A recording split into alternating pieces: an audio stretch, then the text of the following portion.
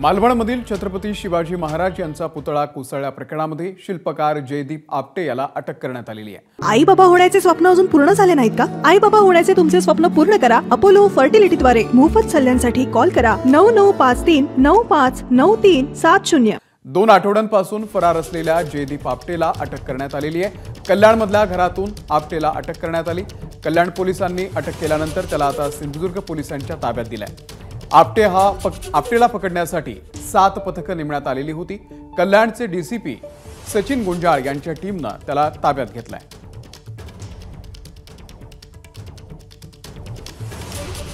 सूरज सावंत आपले प्रतिनिधी अपडेट देण्यासाठी आपल्या सोबत आहे। सूरज, आता मालवण पोलिसांनी आपटेचा ताबा घेतलेला आहे, पुढची कारवाई कशी असेल? अमोल, नक्कीच एक मोठी डेव्हलपमेंट या संपूर्ण प्रकरणात झाल्याचं पाहायला मिळतं आहे। सिंधुदुर्ग जिल्ह्यातील मालवण राजकोट या किल्ल्याशी जो शिवाजी महाराजांचा पुतळा कोसळला होता त्यामध्ये आपटे हा मुख्य आरोपी होता आणि मागील अनेक दिवसांपासून तो फरार होता।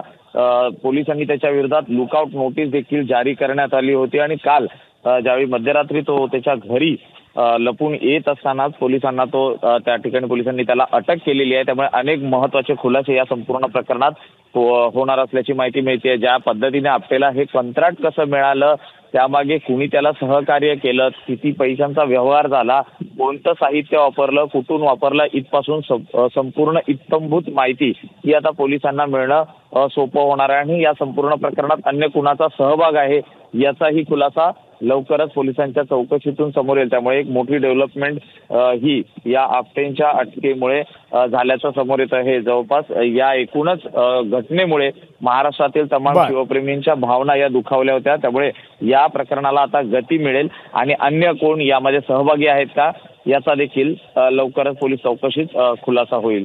सूरज, धन्यवाद या माहितीबद्दल। एबीपी माझा, उघडा डोळे बघा नीट।